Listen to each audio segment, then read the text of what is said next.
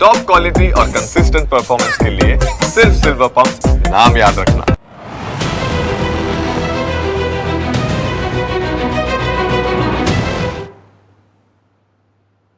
નમસ્કાર, ન્યૂઝ કેપિટલમાં આપની સાથે હું મયુરી અને મહત્વના સમાચાર પર બુલેટિનમાં નજર કરીએ તો યુવા ધન ક્યાંક નશાના રવાડે ચડ્યું છે। ડ્રગ્સ અને દારૂ બાદ હવે ઇરેઝર પેનનો નશો। યુવાધનમાં નશો વધતા માતા પિતા પણ ચિંતિત બન્યા છે। ઊંઝામાં યુવાનો ઇરેઝર પેનના નશાના રવાડે ચડ્યા છે। યુવાધનમાં નશો વધતા માતા પિતા ચિંતિત જોવા મળી રહ્યા છે। યુવાનોમાં નશાનું વ્યસન એ દિન પ્રતિદિન વધી રહેલું જોવા મળી રહ્યું છે। પહેલા ડ્રગ્સ અને દારૂનું દૂષણ હતું અને હવે એક નવું હથિયાર છે આ ઇરેઝર પેનનો નશો યુવાનો સતત કરી રહ્યા છે, જેના પગલે માતા પિતા ખૂબ જ ચિંતિત જોવા મળી રહ્યા છે। ત્યારે આખરે યુવાનોને આ વ્યસનમાંથી છોડાવવા માટે શું કરવું જોઈએ, આખરે કઈ રીતે ઇરેઝર પેન દ્વારા યુવાનો નશો કરતા હોય છે અને જે યુવાનો નશાના રવાડે ચડી ગયેલા છે તેમને આ નશાના દૂષણમાંથી છોડાવવા માટે શું કરવું જોઈએ, કેવા પગલાં લેવાવા જોઈએ, આ તમામ બાબતો જે છે તેના વિશે ચર્ચા કરવી જરૂરી છે।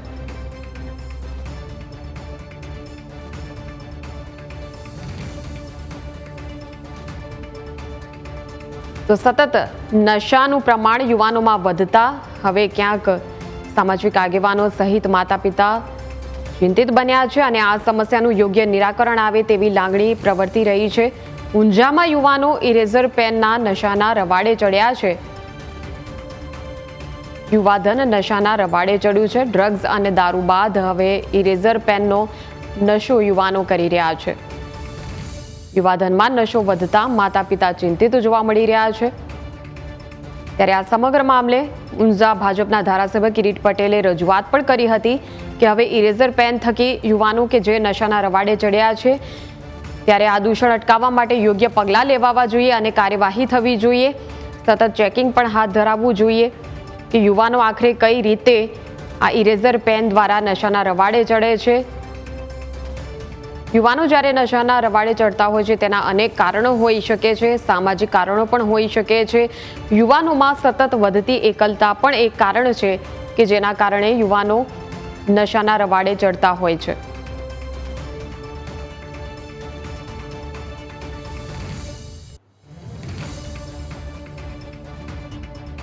ડ્રગ્સ અને દારૂ બાદ હવે ઇરેઝર પેન એક નવું હથિયાર છે યુવાનોનું કે જેના પગલે તેઓ નશાના રવાડે ચડી જાય છે અને અલગ અલગ પ્રકારની ચીજવસ્તુઓ યુવાનો વાપરી રહ્યા છે નશાને કારણે, કેમ કે વ્યસની થઈ ગયા છે અને નશો કર્યા વગર રહેવાતું નથી। એક મનોવૈજ્ઞાનિક કારણ એવું પણ હોઈ શકે છે કે સતત જે એક સંપર્ક સેતુ માતા પિતા સાથે હોવો જોઈએ તેના અભાવ જોવા મળી રહ્યો છે અને એકલતાનું એક કારણ વધી રહ્યું છે। સતત મોબાઈલ ફોનનો વપરાશ, સતત સોશિયલ મીડિયાનું જે વળગણ છે તે પણ ક્યાંક આ દૂષણ પાછળ જવાબદાર છે। અનેક એવા કારણો છે કે જે યુવાનોને નશાખોરીના માર્ગે દોરી જાય છે। આખરે આ યુવાનોને નશાના રવાડે જે ચડી ગયેલા છે તેમને આ દૂષણમાંથી મુક્ત કરાવવા માટે હવે તંત્ર દ્વારા પણ યોગ્ય પગલાં લેવાવા જરૂરી। તો ધારાસભ્ય કિરીટ પટેલ આપણી સાથે જોડાયા છે ફોન લાઈન ઉપર। કિરીટજી, સ્વાગત છે આપનું ન્યૂઝ કેપિટલમાં।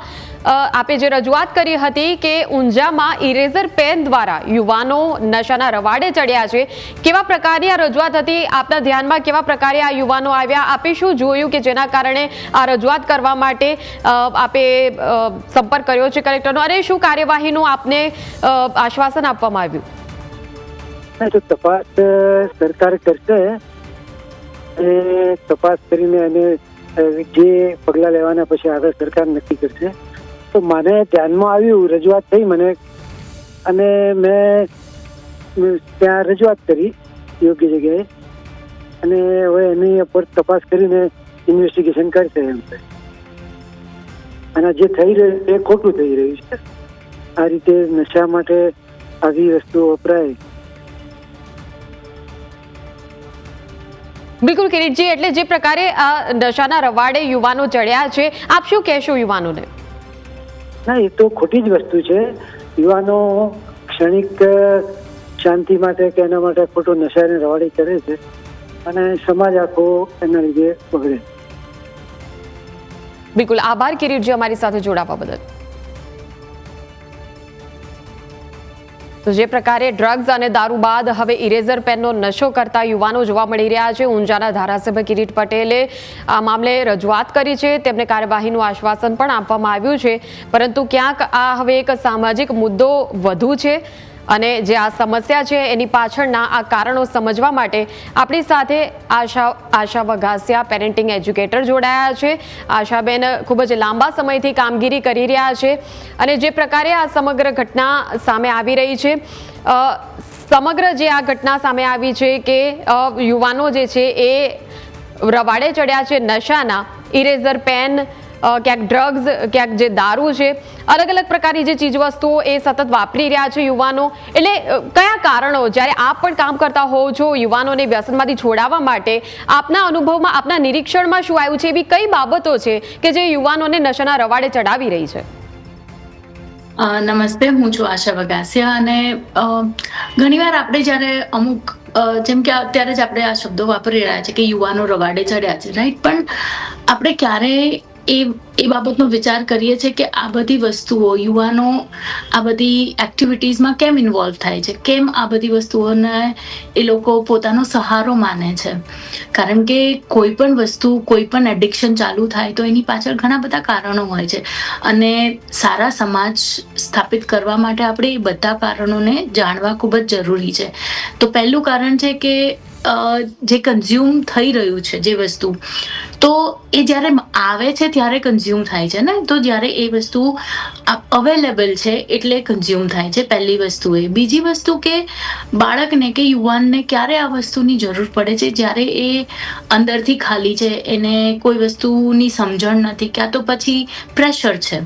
ઘણા બધા રીઝન છે. એટલે આમાંથી કયું રીઝન છે એ સમજવું જરૂરી છે કે તમારું ઘરનું એન્વાયરમેન્ટ, કે તમારું સોશિયલ સર્કલ કેવું છે, કે તમને કોઈ ફ્રેન્ડ્સનું પ્રેશર છે, કઈ વસ્તુ એવી છે કે જેના કારણે બાળકો કે યુવાનો આમાં ઇન્ડલ્જ થાય છે.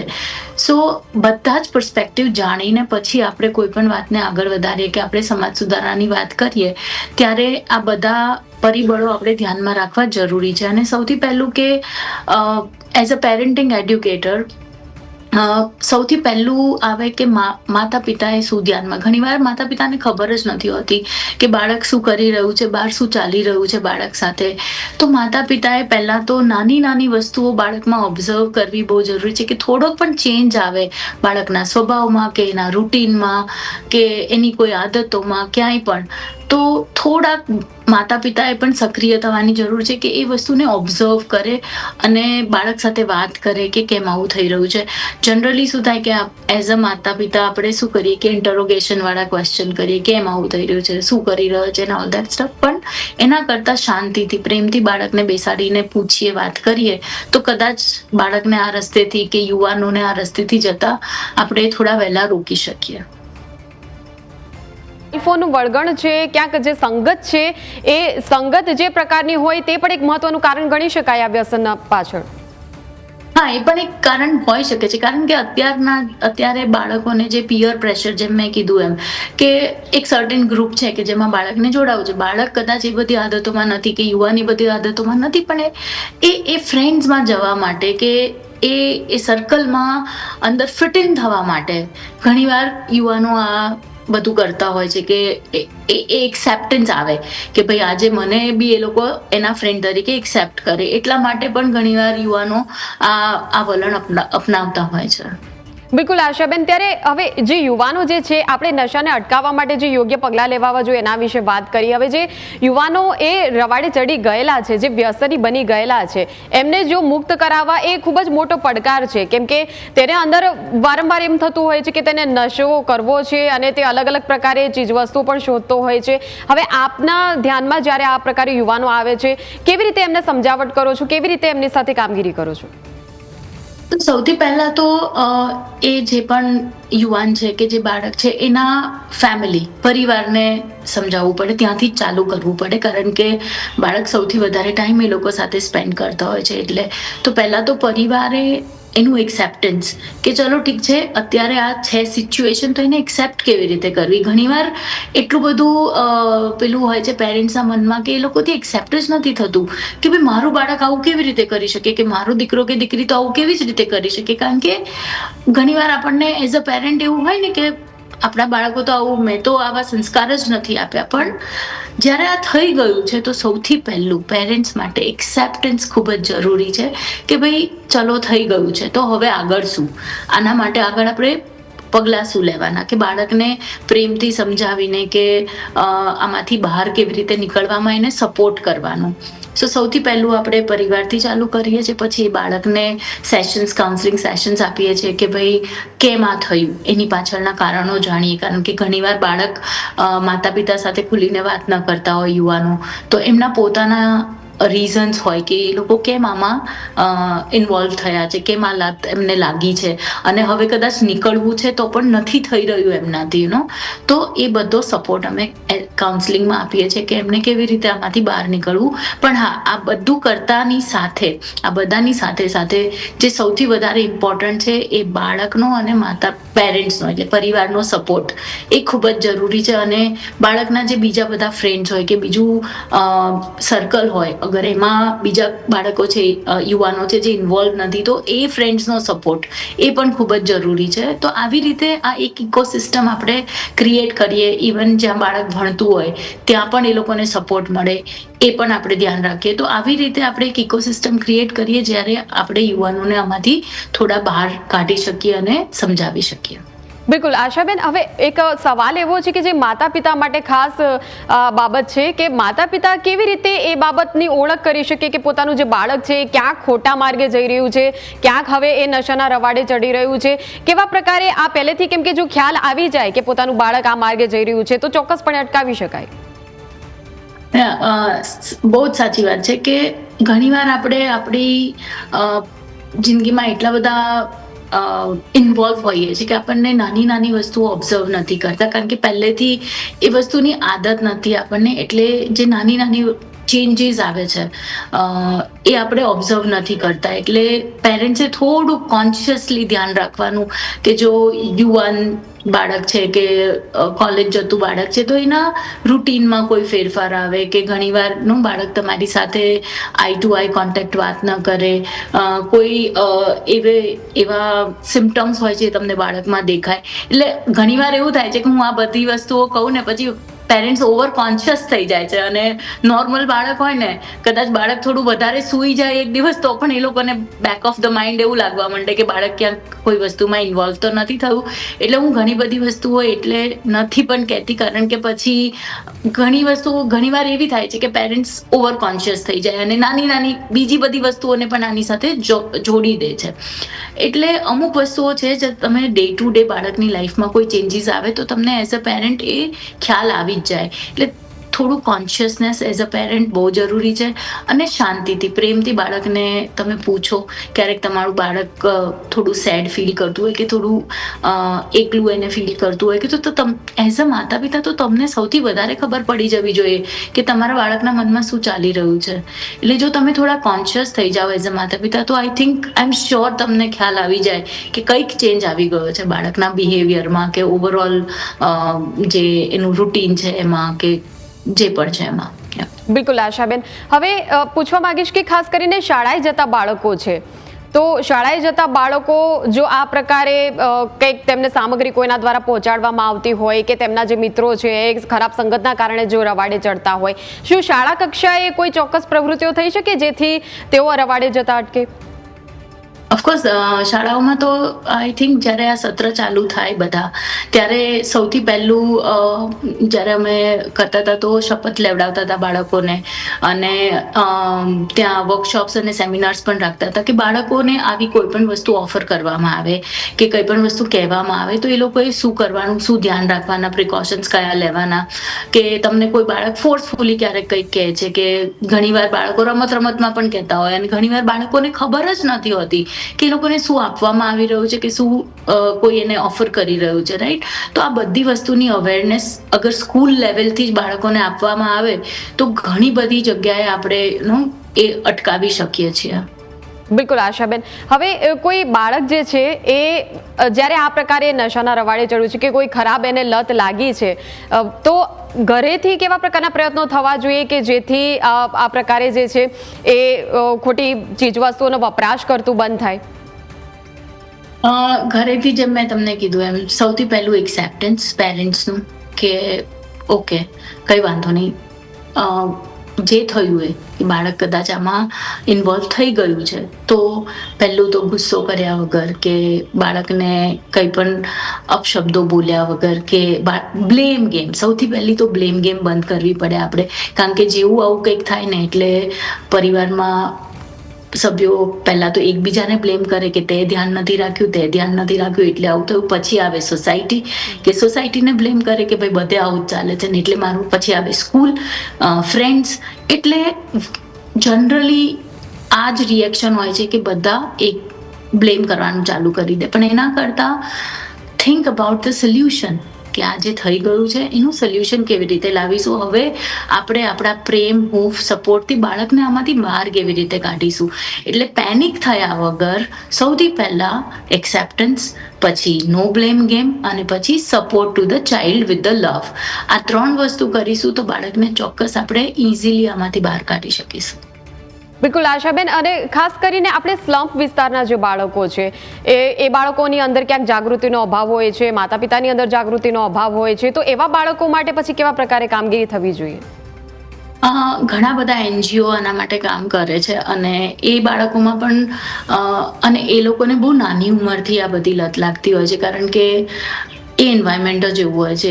એ લોકો પાસે ઘણીવાર પૂરતું ખાવાનું પણ નથી હોતું, આખો દિવસ એ લોકોને કામ કરાવતા હોય અને જ્યારે એક અંદરથી લોનલીનેસ ફીલ થાય ને ત્યારે બાળક આ બધી વસ્તુઓમાં ઇન્વોલ્વ થાય અને નાનેથી જ જ્યારે આ એક આદત લાગી ગઈ હોય તો એ છોડાવવામાં થોડો ટાઈમ લાગતો હોય છે. પણ ઘણા બધા એનજીઓસ છે જે આના ઉપર કામ કરી રહ્યા છે અને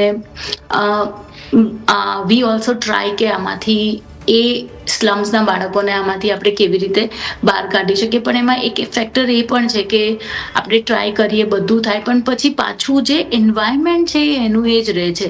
એટલે એ બાળકો થોડા ટાઈમે પાછા એમાં ઇન્ડલ્જ થઈ જાય છે. એટલે આના માટે ઇવન ગવર્મેન્ટે પણ થોડા સક્રિય થઈને કામ કરવું જોઈએ એવું મને લાગે છે, કારણ કે ખાલી એનજીઓ કે ખાલી જે સોશિયલ વર્કર્સ હોય એનાથી આ ઇસ્યુ એટલો જલ્દી સોલ્વ નહીં થાય. બિલકુલ આશાબેન, આપ સોશિયલ મીડિયાને કેટલું જવાબદાર ગણો છો? કેમ કે ક્યાંક એવું લાગી રહ્યું છે કે બિલકુલ જવાબદારીપૂર્વક આપણે સોશિયલ મીડિયામાં અમુક કલાકો જ એનો ઉપયોગ કરવો અને અમુક કલાક પછી ન કરવો, એ જે વણગણ ધીરે ધીરે થતું હોય છે તો એ પાકટ વયે તો ખ્યાલ આવી જાય છે કે આપણે આટલો ઉપયોગ નથી કરવાનો, પણ ખાસ કરીને ટીનેજર્સ છે એ ખૂબ જ કુમળી વય છે અને એ વખતે એ પ્રકારે નિયંત્રણ જળવાતું નથી. ત્યારે સોશિયલ મીડિયા કેટલે અંશે જવાબદાર છે અને જો આપે કોઈ ટિપ્સ આપવા માંગો તો આપ કેવી રીતે યુવાનોને ટિપ્સ આપશો? ઓફકોર્સ ફેક્ટર્સ બધા મેટર કરે છે અને આજકાલના જે બાળકો છે, જે જનરેશન છે, એ લોકો બહુ જ અડોપ્ટિવ છે બધી વસ્તુ માટે ને ટેકનોલોજી તો એ લોકો માટે લાઈક એ જન્મ્યા જ ટેકનોલોજી સાથે છે, રાઈટ? તો હવે તમે એને ટેકનોલોજીથી દૂર નહીં કરી શકો, પણ તમારે એને સમજાવવું પડશે કે ટેકનોલોજી કેટલી અને કેવી રીતે યુઝ કરવી સારી છે. અને બીજું કે જેમ તમે કીધું કે મોટા લોકોને પાકટ વયે સમજણ પડી જાય છે, પણ અત્યારે તો મને જે સિનારીઓ દેખાઈ રહ્યો છે એમાં મને એવું લાગે છે કે કોઈ એજ મેટર નથી કરતી, બધાને જ એટલું વળગણ થઈ ગયું છે ટેકનોલોજીનું કે સોશિયલ મીડિયાનું. એટલે તમારે રોલ મોડેલ બનવાનું છે તમારા બાળક માટે કે તમે જેટલું એને દેખાડશો, તમે જેટલું એને સમજાવશો, એના કરતાં તમે જેટલું શો કરશો એ વધારે અડોપ્ટ કરશે. જેમ કે તમારા ઘરમાં નો મોબાઈલ ઝોન હોવા જોઈએ, તમે જ્યારે બધા બેસીને વાતો કરો છો ત્યારે પણ ફોન યુઝ નહીં કરવા જોઈએ. સો નાની નાની વસ્તુઓ જે અડોપ્ટ કરશો ફેમિલીમાં તો બાળકને રિયલાઇઝ થશે કે એનું યુટિલાઇઝેશન કેટલું કરવું, કેટલું નહીં કરવું. તમે બાળકને સમજાવો વિથ ધ નંબર્સ કે world wide because of social media use જે ઇમ્પેક્ટ થઈ રહી છે એ બધી વાતો કરો બાળક સાથે, શાંતિથી ડિસ્કસ કરો, ક્યાં તો એમને જ રિસર્ચ કરવા માટે આપો. દેન દે રિયલાઇઝ ત્યારે એમને સમજણ પડશે. કારણ કે ઘણીવાર તમે ખાલી એને જ્ઞાન આપશો એનાથી એને નહીં સમજણ પડે કે એને શું કરવું જોઈએ. બિલકુલ આશાબેન, અને ખાસ કરીને જ્યારે આ પ્રકારની બાબતોને હેન્ડલ કરવાની વાત આવે છે ને ત્યારે ટીનેજ ખાસ કરીને હું એટલા માટે ભાર મૂકવા માંગુ છું કેમ કે જો કદાચ એક ટીનેજ જે બાળક છે કોઈક એ ખોટી પ્રવૃત્તિઓ કરી રહ્યું છે અને માતા કે પિતા તેને કદાચ 2 શબ્દો બોલી જ દે છે ઉગ્રતાથી, તો પછી ક્યાંક એ ખોટા પગલે અંતિમ પગલું ભરે છે. એવા પણ આપણે કિસ્સા ઘણા બધા જોયા છે આપણા સમાજમાં. એટલે એ જે હેન્ડલ કરવાની જે ક્ષણ હોય છે અત્યંત મહત્વની હોય છે કે આખરે કેવી રીતે આખી જે સ્થિતિ છે તેને ટેકલ કરવામાં આવે છે માતા પિતા દ્વારા. અને એક તો મૂડ સ્વિંગ્સ હોય છે, અનેક પ્રકારે જે બાળક જે છે એ ખૂબ જ ઓવર થિંકિંગ કરતું હોય છે. એટલે આવી રીતે જો ઓવર થિંકિંગ કરતું હોય બાળકને, એના જે માતા પિતા છે એને જ્યારે ખ્યાલ આવે છે કે આ પ્રકારે ક્યાંક એડિક્શનની શંકા જો હોય ખાલી, તો કેવી રીતે માતા પિતાએ બાળકને કેવી રીતે એની સાથે એને સમજાવી શકે, કેવી રીતે આ સમગ્ર બાબતે તેને માહિતી આપી શકે, માર્ગદર્શન આપી શકે? સો જેમ મેં તમને પહેલા કીધું એમ જ કે જ્યારે બાળક માતા પિતાને થોડુંક પણ એવું લાગે છે કે કોઈ પણ વસ્તુનું એડિક્શન છે, કારણ કે એડિક્શન ઘણા બધા, ખાલી આ બધા બાહ્ય ડ્રગ્સ કે આ તે બધું એડિક્શન નથી. સોશિયલ મીડિયા ઇટસેલ્ફ એડિક્શન, એ પણ એક એડિક્શન જ છે. તો આ બધી વસ્તુઓ જ્યારે ચેન્જીસ, બાળકમાં જે ચેન્જીસ પેરેન્ટ્સને દેખાવાના ચાલુ થાય, કે એના બિહેવિયરલ આસ્પેક્ટમાં ચેન્જ આવે, કે બાળકની એક પેટર્ન હોય. કોઈ બાળક હોય કે જે બહુ જ બોલતું હોય, એકદમ ચરપી હોય, આ તે બધું. અમારી પાસે એવા કેસીસ આવે કે કોઈ 4th, 5th, 6th ના બાળકો હોય સ્ટેન્ડર્ડના, એ પણ ઘણીવાર એવું થાય કે એકદમ બાળક જોયફુલ હોય, બધું જ હોય, ને અચાનકથી બાળક એકદમ લોનલી થઈ જાય, વાત ન કરે. સો આવા બધા જે ચેન્જીસ ઘણીવાર દેખાય તમને, કે ઓબ્ઝર્વ કરો તમે, તો ઇમિડિયેટ એક્શન નો, કારણ કે થાય છે શું કે પેરેન્ટ જ્યારે ગળા સુધી આવે ને ત્યારે જ એ જાગે છે. પણ એના કરતાં તમે પ્રિકોશનરી થોડું ધ્યાન રાખો કે જ્યારે તમને નાની કોઈ વસ્તુ ઓબ્ઝર્વ થાય તો તરત જ એક્શન લો. એક્સપર્ટ્સનો સપોર્ટ લો તમે, કારણ કે બધી વસ્તુ આપણને ખબર નથી હોતી. પણ આપણને શું થાય છે કે આપણે પેરેન્ટ્સ થઈ ગયા એટલે મને બધું આવડે, MBA, એટલે આપણે ક્યાંય જતા નથી જાણકારી માટે. ઘણીવાર ટેબુ છે કે એમાં શું શીખવાનું, એમાં શું સમજવાનું. But no, it is not that. તમે એક્સપર્ટ પાસે જશો તો તમને ડિફરન્ટ પર્સપેક્ટિવ મળશે. તમને ખબર પડશે કે તમે જે રીતે વાત કરી રહ્યા છો, કે તમે જે રીતે બિહેવ કરી રહ્યા છો, એ બાળક માટે સારું છે કે નથી. સો એ રીતે અગર તમે સમજીને ટીનેજરને સમજશો, ટીનેજ જે એજ છે એને સમજશો, તો આઈ થિંક ઘણા બધા ઇશ્યુઝ સોલ્વ થઈ શકે. બિલકુલ. આપણી સાથે નેહાબેન પણ જોડાયા છે સુરતથી, કે વ્યસન મુક્તિ કેન્દ્રમાં, અને ખૂબ જ મહત્વનો તેઓ કામગીરી કરી રહ્યા છે. વ્યસન મુક્તિ કેન્દ્ર સામાન્ય રીતે એ પ્રકારની લોકોની અંદર ક્યાંક એ ટેબુ જોવા મળે છે. લોકો ક્યાંક એવું વિચારે છે કે વ્યસન મુક્તિ કેન્દ્રમાં તો ન જ મુકાય, ત્યારે આવા પરિસ્થિતિમાં તેઓ લોકોની વચ્ચે રહીને કામ કરે છે. નેહાબેન, આપનું પણ સ્વાગત છે ન્યૂઝ કેપિટલમાં.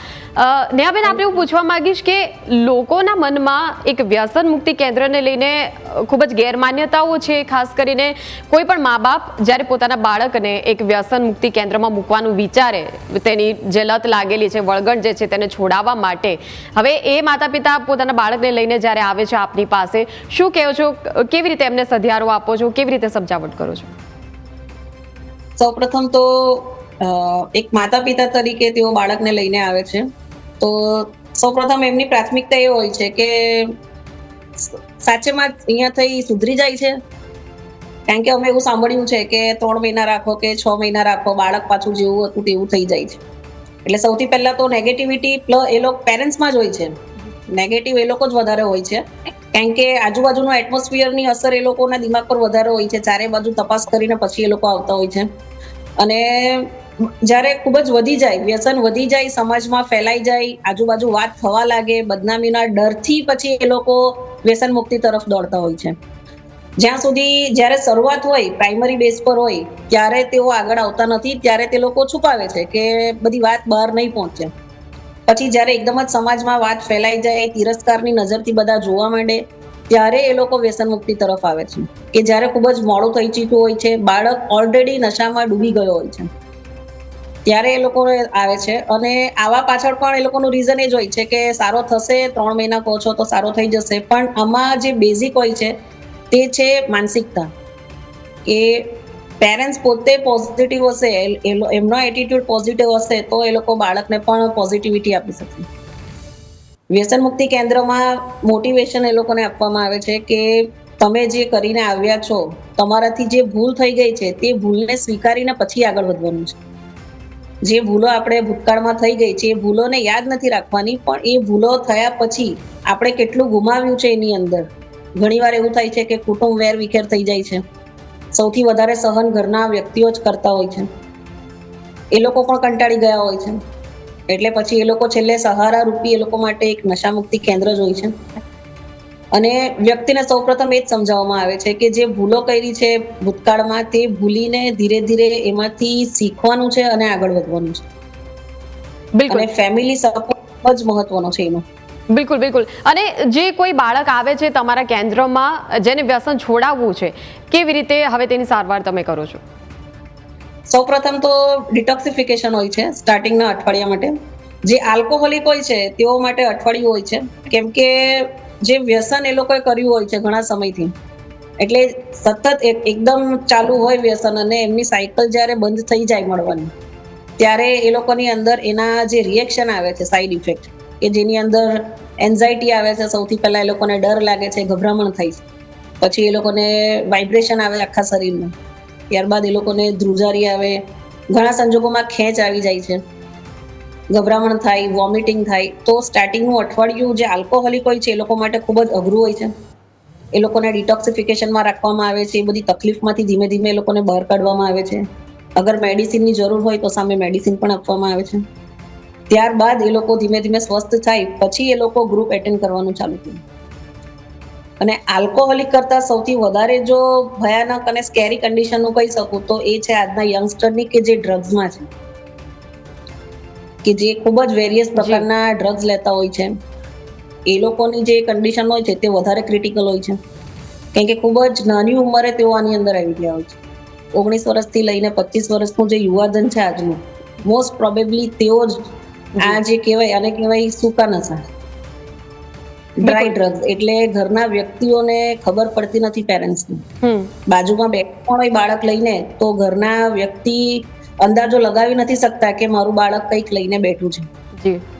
એના જે સિમ્ટમ્સ છે એ સિમ્ટમ્સ પરથી જ તમને ખબર પડી શકે કે બાળકે કંઈ લીધું છે. અને એ ક્યારે ખબર પડે કે જ્યારે બાળક ઘરમાં વાયોલન્સ એકદમ વધી જાય, એનું એબ્યુઝિંગ વધી જાય, ગાળો બોલવાનું કરી દે, પછી એ છૂટું મારવાનું ચાલુ કરી દે, ગમે તેમ વર્તન એનું ચાલુ થઈ જાય, સ્કૂલ કોલેજમાં બંક મારવાનું ચાલુ થઈ જાય, પોતાના રૂમમાં આખો દિવસ પડી રહેવાનું ચાલુ થઈ જાય, એના રૂમમાંથી એક વિચિત્ર પ્રકારની સ્મેલ આવતી હોય, જેમ કે વીડ છે અત્યારે હાઇબ્રિડ વીડ પણ હોય છે કે જેમાં ખબર નથી પડતી બાળકો લઈને આવે, પણ એની જે માનસિકતા છે, જે એની નર્વસ સિસ્ટમ છે, જ્યારે એના પર ચેતા તંતુ પર જ્યારે ઇફેક્ટ થાય છે ત્યારે બાળકનું જે આખું સ્ટ્રક્ચર છે, જે એનો બિહેવિયર પેટર્ન છે, એ બિહેવિયર પેટર્નમાં ચેન્જીસ આવી જાય છે. અને એ ખબર પડતા ખૂબ જ મોડું થઈ જાય છે. અને જ્યારે એકદમ સુપિરિયર થઈ જાય છે, જ્યારે ઘરમાંથી વસ્તુઓ ચોરાવા લાગે છે, પૈસાઓ નીકળવા માંડે છે, પછી બાઇક પર બેસીને ઘણા જે ચેઇન સ્નેચર હોય છે, મોસ્ટ ઓફ 70% એની પાછળ વ્યસનો જ હોય છે. બિલકુલ બિલકુલ. એટલે આ પ્રકારના લક્ષણો ઓળખીને પછી ખૂબ જ ધીરજથી, ખૂબ જ સમજાવટપૂર્વક જો માતા પિતા કામ લે તો બાળકને વ્યસનની લતમાંથી છોડાવી શકાય.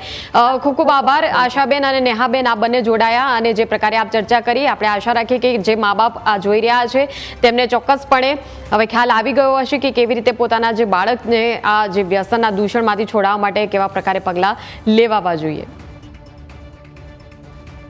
તો દર્શક મિત્રો, આ જે પ્રકારે આખી ચર્ચા જે ગોઠવી છે વ્યસનમાંથી બાળકોને લતમાંથી છોડાવવા માટે, એ માતા પિતા માટે અને બાળકો બંને માટે મહત્વની છે. જે સાથે જ શાળા કક્ષાએ પણ અમુક પ્રકારની જો પ્રવૃત્તિ કરવામાં આવે તો બાળકોને ચોક્કસપણે વ્યસનમાંથી છોડાવી શકાય છે. યુવાનો માટે પણ વ્યસન મુક્તિ કેન્દ્ર એ જે તમામ જે ગેરમાન્યતાઓ છે એ ગેરમાન્યતાઓને ક્યાંક બાજુ પર મૂકીને એક સારવાર કેન્દ્ર તરીકે જો ફક્ત તેને જોવામાં આવે તો ક્યાંક તમારા જીવનની નવી શરૂઆત કરવામાં એ મહત્વની ભૂમિકા ભજવી શકે છે. તો હાલ આ બુલેટિનનું સમાપન કરીએ છીએ. આપ જોતા રહો ન્યૂઝ કેપિટલ. નમસ્કાર.